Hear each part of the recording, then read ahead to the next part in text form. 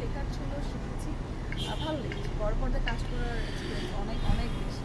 কারণ হচ্ছে আমার যেখান থেকে যাই অনেক ভালো লেগেছে। বড় পর্দায় কাজ করার মধ্যে এক্সপিরিয়েন্স আসলে অনেক অনেক হয়। সো এটা একটা প্লাস ক্যারিয়ার। আচ্ছা, নেক্সট কবে আবার চলচ্চিত্রে বা বড় পর্দায় আপনাকে দেখতে পাবো? এটা আসলে সময়ের ব্যাপার, এটা আসলে প্ল্যানিংয়ের ব্যাপার। মন মতো হতে হবে, তারপর আমি হুট করে নিতে চাই না। আচ্ছা, তাহলে কি দেখে আপনি আবার চলচ্চিত্র অভিনয় করবেন? কোন জিনিসগুলো আপনি দেখবেন? কোন জিনিসগুলো দেখবো? ফার্স্ট অফ অল হচ্ছে যেই গল্পটা পাচ্ছি সেই গল্পটা আসলে অ্যাকচুয়ালি আমি প্লে করতে পারবো না। কতটুকু আমি রিলেট করতে পারছি, কে বানাচ্ছে ইম্পর্টেন্ট, এবং আমার চরিত্রটা কি সেটা অনেক ইম্পর্টেন্ট। আচ্ছা, অভিনয় শিল্পী হিসেবে আপনার কোন জায়গাতে বেশি ইন্টারেস্ট? ধরেন আপনি নাট্য অভিনেত্রী বা চলচ্চিত্র অভিনেত্রী, কোনটাই আপনার? আসলে মানে যারা অভিনয় করে, মানে আমি যেহেতু অভিনয় করছি, আমার কাছে মনে হয় না যে প্ল্যাটফর্ম অনুযায়ী আসলে আমাদের ভালো লাগা কাজ করে। অভিনয় আসলে অভিনয়ের জায়গাটাই আমার কাছে ভালো লাগার জায়গা। সেটা হতে পারে বিজ্ঞাপনে, হতে পারে কোনো একটা ছোট একটা সিন, যে হতে পারে সেটা নাটক, সিনেমা, হোয়াটএভার। কিন্তু অভিনয় করাটাই আসলে আমার ভালো লাগে। বিজ্ঞাপন দিয়ে তো আপনার শুরু। হ্যাঁ, বিজ্ঞাপন, কনভারসেশন দিয়ে স্টার্ট। ইন্টারেস্টটা আসলে কোত্থেকে পেলেন? মানে ইন্সপিরেশনটা আসলে কি? ইন্সপিরেশন আসলে আমি যখন স্কুল কলেজে পড়তাম তখন থেকে আমার যারা ফ্রেন্ড ছিল তারা এমনিতেই আমাকে বলতো, এই তুই তো নায়িকা নায়িকা নায়িকা, লাইক আমি ছোটো থেকে বড় হয়েছি নায়িকা ওয়ার্ডটা শুনতে শুনতে। সো তখন আমার নিজের মধ্যে মন করতাম আর আমি কি নায়িকা নাকি। সো আমি যখন কলেজে পড়ি তখন আমি যেই স্কুলে পড়তাম ওই স্কুলের কলেজের স্কুল এবং এখানে যাই, আমি যখন কলেজে পড়তাম সেই কলেজের অনেক টিভিসি হতো, অনেক ফটো সেশন হতো, যেগুলোতে আমি অ্যাটেন্ড করতাম। ক্যামব্রিয়ান স্কোয়ার কলেজে পড়েছি আমি। তো ওইখানকার যারা ওই সময় আমার যারা ফ্রেন্ড সার্কেল আছে তারা জানে। তখন থেকে আমার ফ্রেন্ডরা বলতে, এই তোর ছবি দেখলাম, এই তোর একটা বিজ্ঞাপন টিভিতে দিয়েছে, তুই তো নায়িকা। তো তখন নিজের মধ্যে একটা তখন নিজের মধ্যে একটা মানে ইন্সপিরেশন কাজ করতো।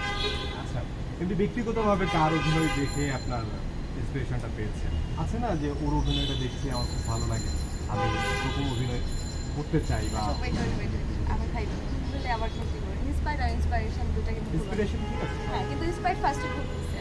ওটা কেটে দিব। শিওর। হ্যাঁ, দরকার হলে আপনি আবার বলেন। হ্যাঁ, আমি এটা আবার বলছি, হ্যাঁ, বলেন, তারপর আবার আবার কারণ বলতে এগুলো ভাইরাল হয়। হ্যাঁ,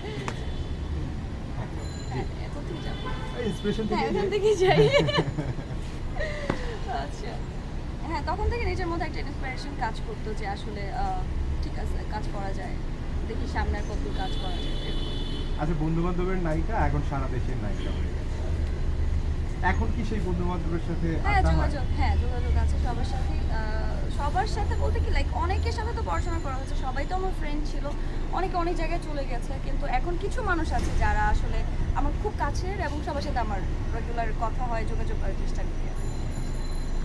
আর তারপর এই যে ইন্ডাস্ট্রিতে এলেন, আসার পরে তো অনেকের সঙ্গে অভিনয় করেছেন, এর মধ্যে কাকে দেখে আপনার মনে হয়েছে যে ওনার মতো হতে চাই, বা উনি যেরকম অভিনয় করে আমি ওরকম অভিনয় করতে চাই, বা তার থেকে ভালো অভিনয় করতে চাই? একটা ইন্সপিরেশন থাকে না যে ওনাকে দেখে আমি ইন্সপায়ার হয়েছি?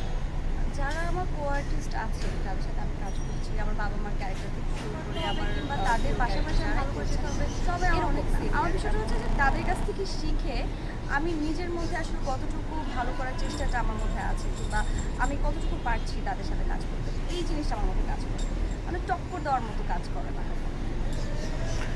কার কাছ থেকে আপনি অভিনয় শিখছেন? কাদের কাছ থেকে আসলে সবার কাছ থেকে, লাইক আমার যে হিরো আছেন তার থেকে শুরু করে একদম ছোট একটা ক্যারেক্টার যে করে, যে দুইটা ডায়লগ, তার কাছ থেকে আমি শিখি যে সে যদি ভালো করে আমি তাকে ডেকে বলি যে আপনি অনেক ভালো। আর এটাই হওয়া উচিত, আসলে প্রত্যেকটা মানুষের কাছ থেকে শেখার একটা জায়গা আছে।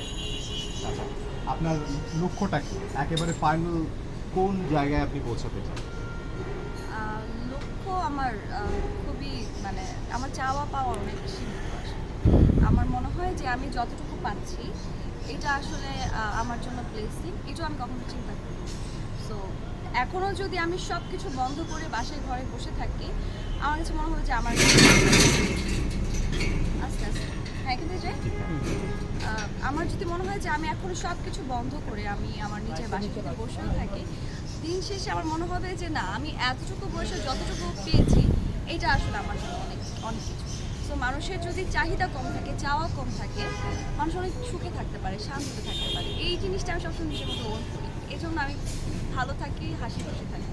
আচ্ছা, এইরকম সীমিত চাওয়ার মানুষের খুব অভাব আসলে। আমরা শুধু চাই, যত হ্যাঁ, পাই তত চাই। এটা আসলে মানুষের একটা স্বভাব চাওয়াটা, কিন্তু এটা আসলে যখন নিজের মধ্যে রিয়েলাইজ করবে যে না, আসলে চাওয়া যত কম, ভালো থাকা তত বেশি। আচ্ছা, একটা গণমাধ্যমে দেখেছি আপনি প্রেম করছেন না, প্রেম করবেন না, আপনি সরাসরি বিয়ে করবেন। আসলে কি তাই? আসলে এটা একদম ব্যক্তিগত বিষয়। আসলে বলা যায় না মানুষের জীবনে কখন কি হয়ে যায়, কিন্তু আমার যেটা চিন্তা যে বিয়ে একটা বড় বিষয় যেহেতু, তো আমি আমার লাইফ পার্টনার যেই হবে তার সাথে অবশ্যই আমি একটা মিউচুয়াল আন্ডারস্ট্যান্ডিং থাকতে হবে, ওই রেসপেক্ট থাকতে হবে, ওই কেয়ারিং থাকতে হবে। ওরকম একটা মানুষ যদি আমি পেয়ে যাই, আমি অবশ্যই তাকে বিয়ে করে ফেলবো। মানে আমি শুধু শুধু প্রেম করে বছরের পর বছর ওয়েট করবো এরকম, পেয়ে গেলে বিয়ে করবো। আচ্ছা, পেয়ে গেলে বিয়ে করে ফেলবেন, এখনো পাননি? বিয়ে করলে তো জানতেন, তাহলে মনে হয় তাহলে হয়তো পেতাম। আচ্ছা, এখনো পাননি, তার মানে আমি সরাসরি না, প্রশ্ন- যেহেতু আমি বিয়ে করিনি তার মানে আপনি ধরে নেন আমি কি করছি। আচ্ছা, বিয়ে করার প্ল্যান কবে? এটা আসলে সময়ের বিষয়। এখন চিন্তা করছি না, বাট সময় হলে বিয়ে হয়ে যাবে। আচ্ছা, দেশেরই না দেশের বাইরে? জানি না, এটা ভাগ্যের বিষয়। আচ্ছা, বিয়ের পরও কি অভিনয়ে থাকবেন, অভিনয় করবেন? এটা ডিপেন্ড করে সময়। আমি আসলে এতটুকু পর্যন্ত ভাবিনি বিয়ের আগে এবং বিয়ের পরে, মানে ওই ক্যালকুলেশনে যাইনি। সো যেটা হবে ওটা আসলে দেখা যাবে সময়ের সাথে, যেটা আসলে উচিত সেটা করবো। প্রথম প্রস্তাব পেয়েছিলেন কবে? প্রেমের প্রেমের প্রেমের প্রস্তাব। প্রস্তাব, আচ্ছা। একটা কাজের প্রস্তাব তো প্রতিনিয়তই পেয়ে থাকবেন, অনেক কাজের প্রস্তাবই পান। অনেক অনেক আগে, আমি তখন হয়তো ক্লাস 5 or 6 এ পড়ি এরকম। এত ছোট বয়সে? হ্যাঁ, ছোট বয়সে। এত ছোট বয়সে আপনাকে কে প্রপোজ করল? আমাদের ওখানকার ক্লাসমেট ছিল, আমাদের এলাকার ছেলে পেলে ছিল যারা আমাকে পছন্দ করতো। এসে হচ্ছে হাতের মধ্যে একটা চিরকুট দিয়ে দৌড়, এক দৌড়, আর কোনো যোগাযোগ নেই।